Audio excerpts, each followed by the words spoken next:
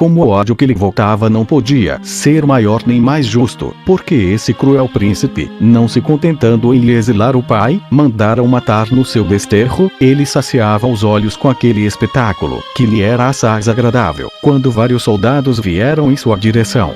Fugiu para se esconder, mas não pôde evitar de cair nas mãos daqueles homens furiosos, que não poupavam nem os inocentes nem os culpados. Quando se espalhou a notícia de que o imperador acabara de ser morto, havia em todos os espíritos mais espanto que crédito. Os que havia muito tempo desejavam ardentemente a sua morte tinham dificuldade em acreditar, pois desconfiavam que a informação partira do próprio Caio. Outros não queriam crer porque não desejavam que fosse verdade e nem podiam imaginar que alguém tivesse pensado e muito menos executado tão temerário empreendimento.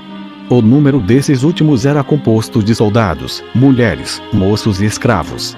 De soldados porque, além do soldo, eles tinham parte na tirania e nos roubos do detestável imperador, que lhes permitia ofender impune e insolentemente os mais ilustres cidadãos. De mulheres e moços, porque eles se divertiam com os espetáculos, os combates de gladiadores e outros divertimentos em que Caio era pródigo, sob pretexto de querer contentar o povo, mas na verdade o fazia para satisfazer a própria crueldade e loucura. De escravos porque ele lhes dava a liberdade não somente para desprezar, mas também para acusar falsamente os seus senhores, sem temor de qualquer castigo, pois nada era mais fácil que obter desse príncipe o perdão pelas calúnias, e eles sabiam que, dando notícia do dinheiro que os seus senhores possuíam, obteriam a liberdade e a 8ª parte do confisco, destinada aos denunciadores.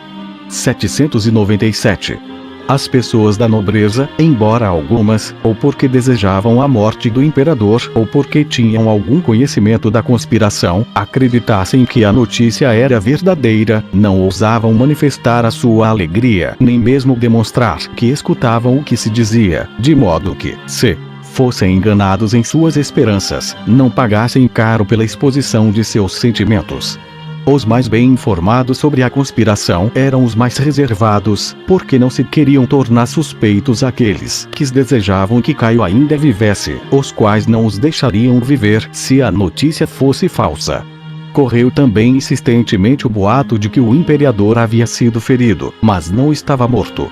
Não se sabia, portanto, em que acreditar, pois os que davam as notícias ou eram suspeitos de favorecer a tirania ou a odiavam tanto que não se podia prestar fé ao que eles diziam, pois estes eram movidos, mais que qualquer outra coisa, pelo desejo de que fosse verdade.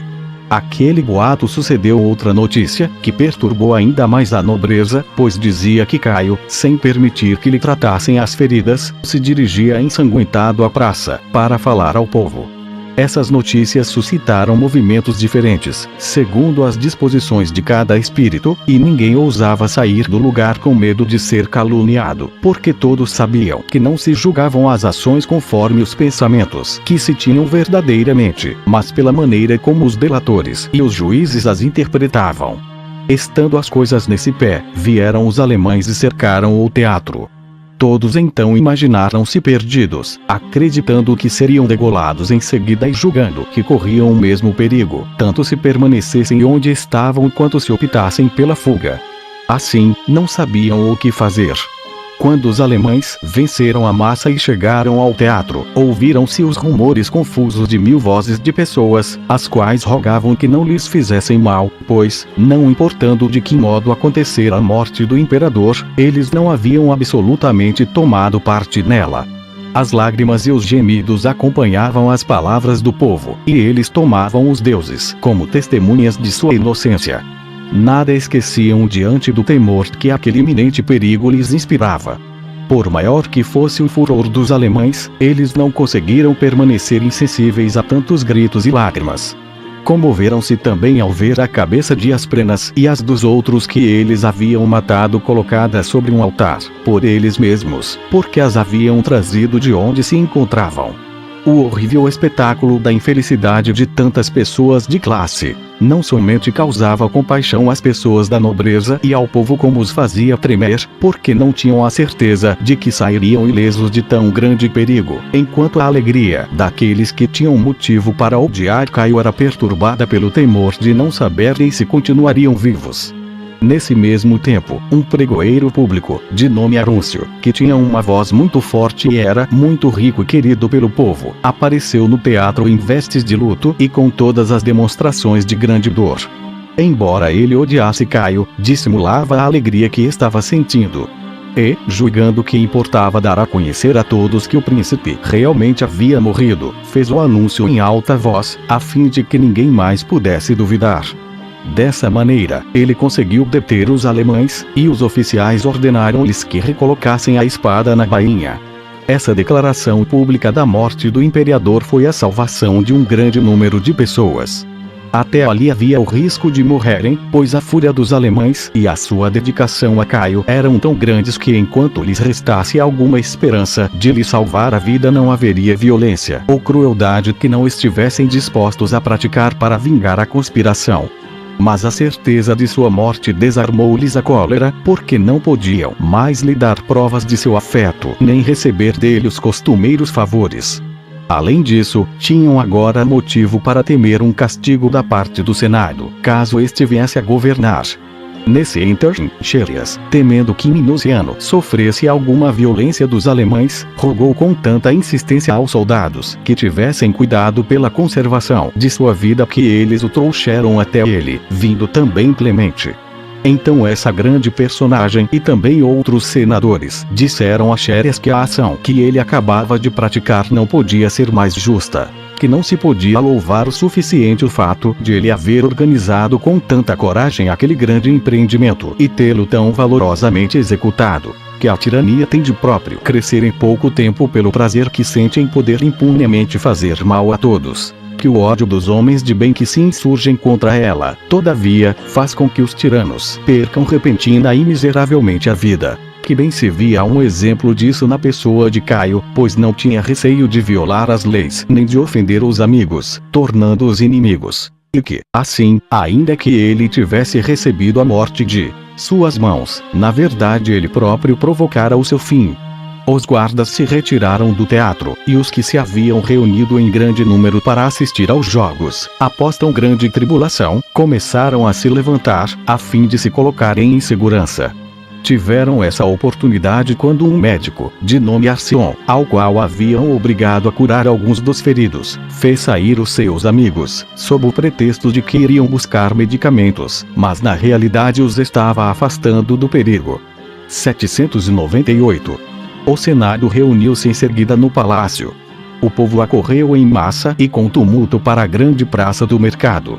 Um e outro pediam castigo para os que haviam matado o imperador, o povo com ardor, e o Senado, apenas na aparência. Uma tão grande comoção obrigou o Senado a mandar buscar Valério Asiático, que fora cônsul. O povo lhe dizia, com impaciência, que não compreendiam como ainda não estavam presos os conspiradores. E, perguntando-lhe quem havia sido o autor do assassinato, ele respondeu: desejaria ter sido eu.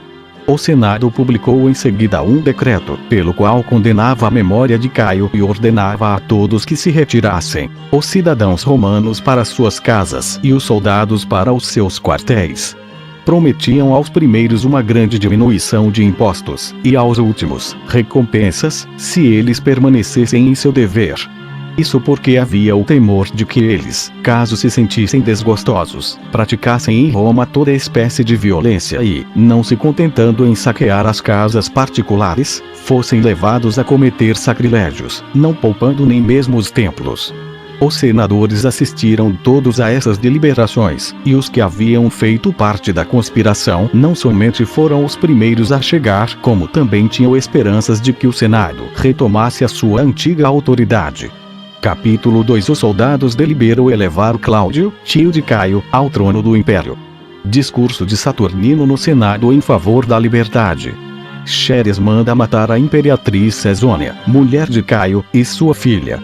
Boas e más qualidades de Caio. Os soldados resolvem constituir Cláudio imperador e levam-no ao campo. O Senado envia deputados para rogar LH que desista dessa intenção. 799. Enquanto o Senado deliberava, os soldados, por seu lado, também trocavam ideias. Consideradas todas as coisas, pareceu-lhes que, se o governo popular fosse restabelecido, seria incapaz de sustentar o peso da direção de tantos reinos e províncias. E, mesmo que fosse possível, eles não teriam nenhuma vantagem.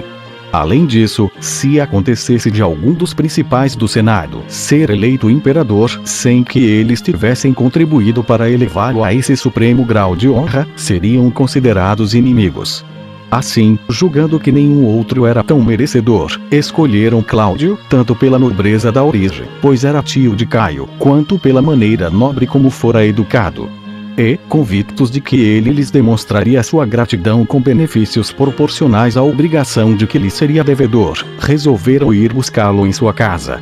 Agneu sentiu Saturnino, disso teve ciência no Senado, julgando que não havia tempo a perder, para demonstrar virtude e coragem, ergueu-se como se fora impelido por alguém, mas na verdade era por iniciativa própria, e falou como uma ousadia digna dos grandes homens, que fizeram brilhar por toda a terra a glória da generosidade romana. Ele disse: estamos vendo, por fim, senhores, após uma servidão de tantos anos, despontar hoje, contra toda a esperança, a nossa liberdade. É verdade que não sabemos o quanto há de durar, porque depende da vontade de Deus a sua conservação, depois de Ele nos-la conceder. Mas, ainda que tão grande ventura logo desapareça, não devemos deixar de estimá-la, pois não há homem de coragem que não sinta a alegria em viver livre, num país livre, e desfrutar pelo menos durante algumas horas a doçura que nossos antepassados gozavam nos séculos em que a República florescia em todo o seu esplendor.